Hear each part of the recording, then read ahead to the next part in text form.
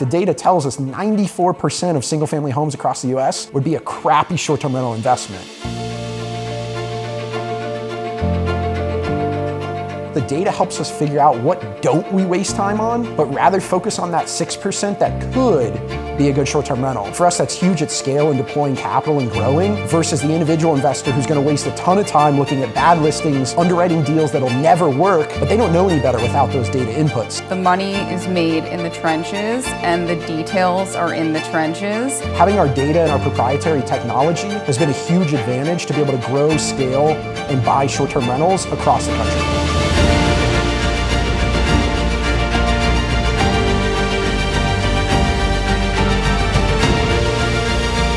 My name is Sabrina Guler, and I am the co-founder and COO of Techvestor. My name is Taylor Jones, and I'm the head of acquisitions for Techvestor.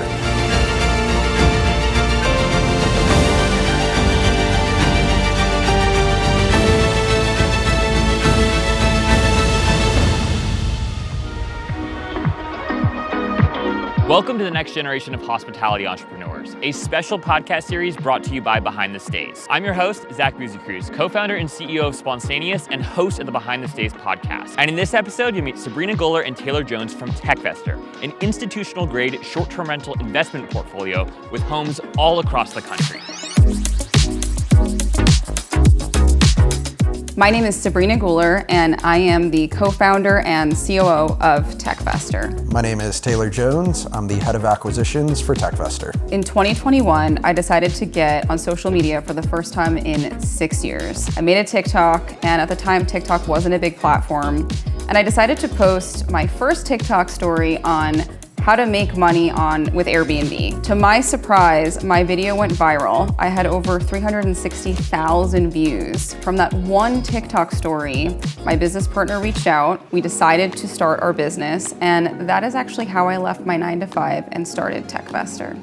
Techvestor is a short-term rental fund, and we focus on buying single-family homes all over the country. We offer a passive investment for those who are looking to get into the Airbnb investing world without doing the work. For us, we didn't want to compete in the luxury space. That's a completely different animal to attack. You get the highs and the highs, and you get the big lows and the lows. What we found is we'd rather go compete in mom and pop, Uncle Bob, hanging there right in the middle with his plain, boring house, and we could come in with a better design, more amenities, better hospitality, and truly stand out in any of those markets that we go into with that strategy. For us, once we saw it work once, you could replicate it across several different markets. And as you continue to expand, you start to realize what makes sense, what works, and continue to double down on it. I was working at Apple as a project manager, and I had been in the corporate world doing the same thing for 8 years. COVID had just started. I was looking for something more. I wanted to do something creative. I wanted something that could feed into some sort of long-term financial independence. I wanted to build something for myself. I wanted to do something that was for my benefit and also something that I could learn from at the time. And that was Airbnb. You don't go to school for Airbnb. You learn how to do Airbnb on your own with your own hands. My first property was in Tucson for $145,000. We don't find those deals anymore. It was a tiny little condo, and I decided to take a shot at it. I put it on Airbnb in September, and I never forgot I was really nervous. And I was like, God, I hope this worked. Otherwise, I just blew 30 grand. And I woke up the next day, it was like 48 hours later, and all of my September and October was booked. And I was like, oh shit, I priced this too low.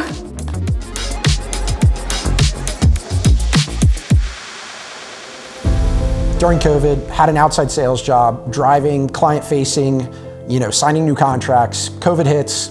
Hey, you're not allowed to go meet face-to-face. All of a sudden went from making great commission to $0 in income. And that was my oh crap moment in life. Had all the time in the world, needed to figure out what am I gonna do? Am I gonna wait for things to open back up? Always had the itch for real estate and just started studying.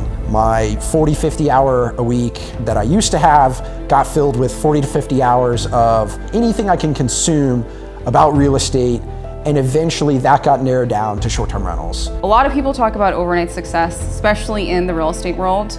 And as much as Techvestor has grown exponentially in a short period of time, for me, the journey of figuring out the short-term rental business actually feels like forever. You know, while working at Apple, I started teaching people what I was learning. And it was exciting, and people had a lot of questions, and a lot of people were curious and wanted to do what I was doing. I got a couple of friends and family gifts, and I started helping other people invest. So when we first started the business, we never imagined doing a fund. We started helping other people with their projects.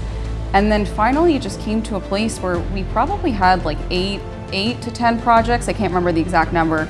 And we thought to ourselves, okay, this just makes sense to do a fund, because everyone was curious about each other's projects. You know, we were helping people in the Poconos, then we were helping people in Joshua Tree, and people were like, well, I want to see what's going on in Poconos versus Joshua Tree. So we thought to ourselves, if we do a fund, it's blended, and then we can really make this profitable on a grander scale. So that's how Techvestor started. I mean, when I started consuming YouTube content, it's kind of like the endless rabbit hole you go down. So you start going in, you click one person, and then 4-minute video later, it gives you a suggestion for the next person.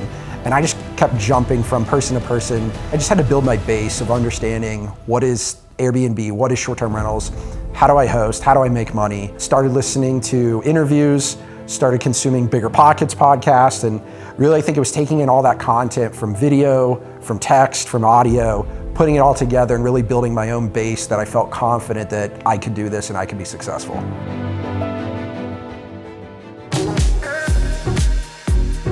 We had seen people do really well in individual markets like the Nashvilles and the Blue Ridges, and everyone had their own little pockets and everyone knew their design and their market spaces in those markets, but no one had been doing it at scale. As any new business owner, you're like, well, why hasn't anyone done this yet? Especially being an entrepreneur in 2021. There's so many things that people have done. If anything, you're just doing seconds, right? You're just trying to be better. But we had realized that no one had really taken ownership of a national market. So because it was difficult, operationally, there was no economies of scale. Like, you couldn't buy something in the Poconos and buy the same amount in Scottsdale and for it to make sense. Like, those two markets never talk to each other. We could do it. It just required for us to be in the trenches. We made the commitment to dive in heads first. I was actually going to start my own kind of joint venture or small fund. With my own success, I had friends, family that were reaching out, hey, I'm in for 50 grand on the next deal. I'm in for 100 grand. Everybody hears the success and they don't want to be left behind. So I was actually thinking, man, I'm just gonna go start my own. And then after talking to Seif and eventually Sabrina, I realized they're gonna be able to build this way bigger with the team than I could ever do by myself.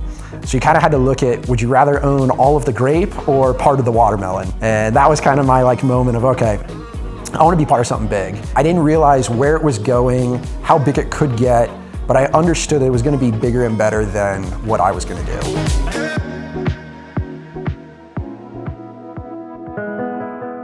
It's a really hard industry to do by yourself. I always tell people, go do it yourself and let me know how it goes. And it's because it's very labor intensive. It takes a lot of time. It takes a lot of thought. A lot of what we do requires data, and it requires studying all these little pieces that make the investment successful. And so it can be intimidating for you to do it by yourself. And so we obviously do all the work, and it's great if you want to diversify and passively invest in an asset class that is not only new and emerging, but it's difficult to do on your own. My father asked me one day after everything was said and done and I launched the Airbnb, he's like, what was your favorite part of the process? And I really reflected on the entire process, and I thought to myself, that was really hard. That was so much harder than I could have ever imagined, but I loved it. But would I do it again if I had a full-time job? Would I start that whole process again if I had to go to the office and take care of kids and have a routine? And the answer is no. It's really hard. Something that we get to learn with scale is what can work and what can't work. And we've made mistakes where we've overspent on things like kitchens and bathrooms. So what we learned is if you're not competing in the luxury space, updating kitchens and baths to significant levels, nice granite, updated tile, you're not going to see that value on the back end. That money's better spent in amenities, design, and opportunities. So things we've just learned from A/B testing were leaving a bathroom that, if it was a primary residence, you would probably want it updated. It works, it's clean, it has everything. And then we've also come in, spent 5 figures, updated the bathroom, brand new, and didn't see any value back for it. And so having that ability to do those A/B testing really allows us to hone in on what's the best ROI from a design standpoint, from an amenity standpoint. We can see what works in certain markets, take it to other markets. For example, saw a trend that all these cabins in Gatlinburg in the Smoky Mountains had movie theaters. And we're looking over in the Blue Ridge Mountains, we're like, man, nobody has a movie theater, why? It's another, drivable destination from the metros. It's another great cabin market. Why is nobody doing movie theaters? So we come in and we put movie theaters down in the game room, and all of a sudden it's like, crap, this is amazing. You stand out, you get a huge ROI. So because we're able to see what's going on across the country, we can apply those same principles in similar markets, whether it's a beach mountain on the West Coast versus a beach mountain on the East Coast or a mountain market. You really get that advantage by looking all over, which is what we have, versus being hyper-focused on one market. Because we're in such a new early asset class, I think giving back and sharing, we want to elevate the asset class, continue to help it grow, help it mature. With that will come the long-term benefits since we're a part of it as well. So I met up with a few buddies a couple weeks ago for a happy hour, and we started talking about buying Airbnbs. Now my buddies are smart, savvy dudes in their late 20s and early 30s who love discussing ways to diversify their investments. But few of them are interested in investing in real estate like their parents did. The idea of a traditional single-family home seems like a rather boring asset to them. But we all admitted that owning a vacation home, or maybe a few vacation homes, was something that each of us desired. And that's when it happened. One of my buddies remarked, I just wish there was a way to, try out the whole Airbnb ownership thing before pouring my entire life savings into some bungalow in Joshua Tree. And his comment was truly serendipitous, since I had literally just become acquainted with a new startup in the space, Summer, who helps investors do just that. Summer takes the headache out of owning a vacation rental by taking care of sourcing, designing, furnishing, and managing your home. What makes Summer especially unique is the pathway to ownership that they offer, which they call the gradual ownership model. Think of this as an option to try before you buy an Airbnb. Here's how Summer's gradual ownership model actually works. You work with Summer to find the perfect vacation rental, one that's in a market that you want to vacation in, and also in a market that makes sense for a vacation rental. Summer guides you through the whole discernment process of where, when, and what kind of home to buy. When you do find the right home, you put down a down payment of 15%, but Summer buys the home for you and holds it for you for up to 2 years. During this time, you can buy back the home from them anytime you are ready, or after the 2-year period, you can decide you don't want the home and get a full refund of your down payment. Also, Summer covers all of the closing costs and fees for the upfront purchase on the home, as well as all of the furnishing and design required to get the home Airbnb worthy. This means that you pay far less out of pocket than you would if you bought the home yourself from day one. All right, so at this point you're thinking, this has gotta be too good to be true, right? Like, how does Summer actually make their money? I'm glad that you asked. During the holding period, Summer rents your home on Airbnb during the days that you don't want to use it. Maybe you want to visit your home for a week or so each month. Summer rents it on Airbnb for the other 3 weeks. Now here's what's super cool. Because Summer makes most of their revenue from renting your home until you're ready to buy it, they're incentivized to get the best nightly rate possible and to deliver the most exceptional experience to the guests that stay at your home so that they can earn those 5-star reviews. This means that when you do buy the home, you get a short-term rental that's already ranking well on Airbnb and has a solid performance history, so you know what to expect during high season and also low season. So if you've been looking for a way to beta test the whole Airbnb game for a while, this is your sign. Go and chat with my new friends at Summer and tell them that Zach from Behind the Stays sent you their way. Oh, and one last thing I forgot to mention. If you already have a vacation rental home or a short-term rental property, you can actually bring it into Summer's network of homes. So take 15 minutes and book a call with the Summer team via the link below and explore how you can get your first STR or more quickly expand your current STR portfolio in just about as low a risk and as high a potential reward as possible. You can learn more at gosummer.com/behindthestays.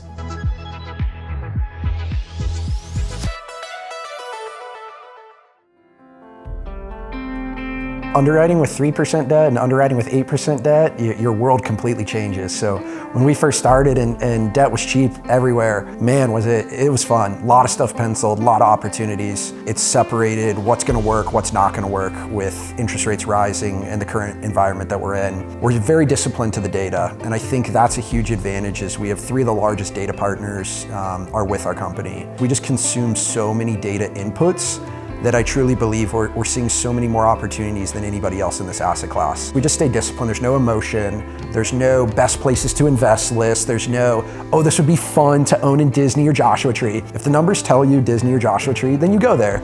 If they don't, you have to remove emotion. You know, how you're looking at depreciation on a tent or a yurt is gonna be a lot different than a traditional single family home. So when it comes to your investors and what you can offer them besides just a cash return, you have to look at the big picture that comes with owning real estate. And the more deals you underwrite, the more deals you look at, you start to know what doesn't make sense as an STR. So it's not discovering, oh, this could be a good STR. When you see enough bad ones and enough flops, it really starts standing out. And I think a lot of people look at it wrong. They're looking at, man, what could this do in revenue? And we almost take the opposite approach. We look at what's the downside of this deal. Ultimately, when you are taking on other people's money, working with investors, you know, you have to protect that capital. We're not underwriting for, man, what's the best case scenario here? You really want to look at how do you protect the downside? What if Armageddon happens? Can we still be okay with this deal? Because there's deals that might chase upside, but you're going to carry a lot of risk with that. And as an individual investor, you might take on that risk and that's okay for you. But at scale and when you're dealing with other people's capital, you truly need to understand what the risks are and take that into consideration with every acquisition.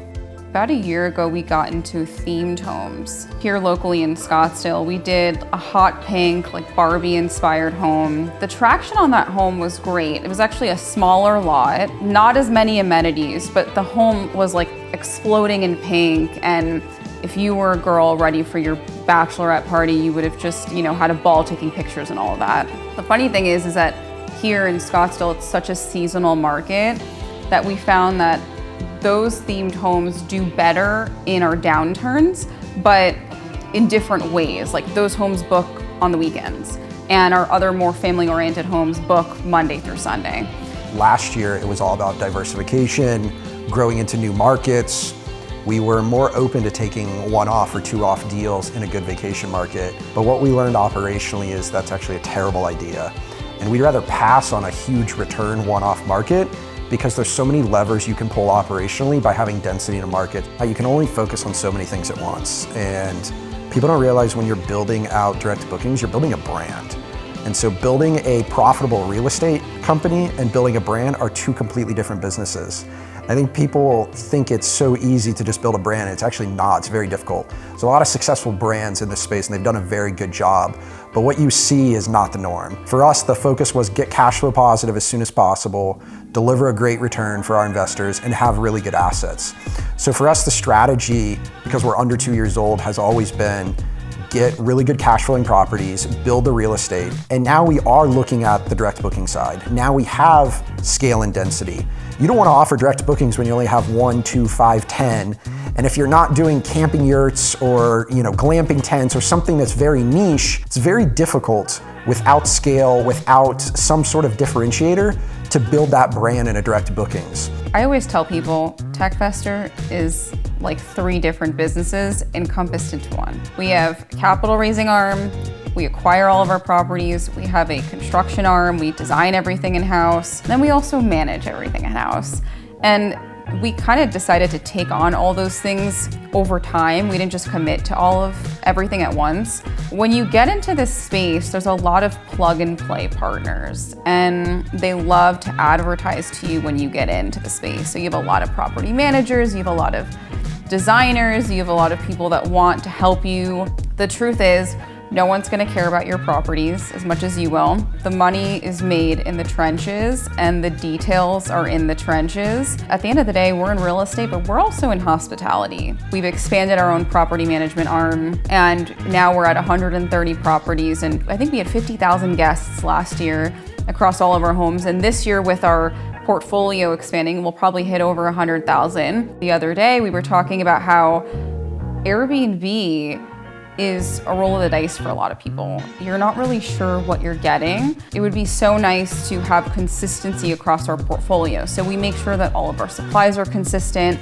that we offer similar experiences. If you stay in one of our homes in Scottsdale, you can also feel like you're staying in one of our homes in the Poconos. And that consistency takes operational excellence. It takes multiple markets communicating with each other. Coming from the acquisition side, what's really fascinating is I get to present the data, I present the comps and say, hey, here's our 4 or 5 biggest competitors. So we need to see what amenities they have, and at minimum, we need to match and then go above with something else or a couple somethings above this. So when it gets handed off, to Sabrina, to her team and other members of our group, they kind of run with it. And so they take that base knowledge and ultimately apply their spin to it. So when the finished product comes out, I have a vision going in, what I think it might be or what I hope it might be. And then when you see it actually execute, you're like, wow, they went a completely different direction, but for the good. Or, oh my gosh, they nailed exactly what I was thinking from the acquisition side. Collectively, we have 2 funds, and to date, both of those have around 10 million in revenue just for this year. Collectively, when everything goes live across both funds, we're anticipating around 16 million in rev all in. Over the next 12 to 24 months, we are still actively raising capital. We are focusing on operational excellence. I think there's a lot of noise right now with interest rates, and you hear a lot about what's going on in the market, and we've decided to focus on what we do best, which is operate, keep producing the revenue that we underwrote for, and keep growing our team. Yeah, so over the next 12 to 24 months, I think the real big opportunity is just to continue to grow and scale what we've already set out. As we've talked to potential exit partners for this portfolio, we really need to start pushing towards that 500 to 1,000 units range. Even beyond 24 months, over the next 5 years, really we want to fall somewhere in that 500 to 1,000 range, depending on capital, depending on the marketplace. But we do believe once we're in that position, we'll have a very excellent opportunity to exit the portfolio in a variety of different ways by having that scale, having that total dollar amount there, that'll make it a very attractive, investment for a larger institution. We're currently tracking over 291 markets across the US of potential STR listings, places to go. And what we do is we look at all the listings in those markets, and then they're underwritten with data assumptions, occupancy, revenue, ADR from our data partners on could this be a good short-term rental. And in fact, the data tells us 94% of single-family homes across the US would be a crappy short-term rental investment. And so for us, the data helps us figure out what don't we waste time on, but rather focus on that 6% that could be a good short-term rental. That's huge at scale and deploying capital and growing versus the individual investor who's gonna waste a ton of time looking at bad listings, underwriting deals that'll never work, but they don't know any better without those data input. Having our data and our proprietary technology has been a huge advantage to be able to grow, scale, and buy short-term rentals across the country. I think we're in the 3rd inning. It's not the top of the 1st, that's definitely already happened. But I think we're a long way from the 9th inning and really seeing this as a fully mature asset class. Things that are gonna help are gonna be lending improvements, which if you've been in the space for the last 3 to 5 years, you've seen minimal to no lending options to more and more companies feel comfortable lending. I think as it gets more mainstream, more institutional style lending, it'll definitely help mature. That's happened across every other real estate asset class. As lending gets more favorable, there's more lending options, you get a better opportunity to get, better debt structures and allow for better opportunities to acquire properties regardless of what space you're in. More money is pouring in, they're just trying to figure out what bet to make. And because there's so many strategies and nobody's really proven this is for sure or this definitely is, you see companies maybe make small bets on different things or a lot of capital just stay on the sidelines and let everything sort itself out. And as things sort themselves out over the next 1 to 3 years, and you see which strategies work and which ones don't, that's when we're ultimately gonna see, okay, institutional capital is gonna pour in, they're gonna bet on this strategy that they've seen work the last 3 to 5 years, and ultimately, that's where they're gonna place their money. We hope you enjoyed this episode of the Next Generation of Hospitality Entrepreneurs. If you did, binge our entire series, which you can find on our channel. If you're looking for more stories about some of the folks creating the most incredible hospitality brands in the space, be sure to check out our podcast, Behind the Stays, that publishes new episodes every Tuesday and Friday. You can find that show wherever you get your podcasts. And if you're looking to stay at other really cool Airbnbs like this one, be sure to check out spontaneous.com, where you can find the best last-minute deals and upcoming steals on Airbnb.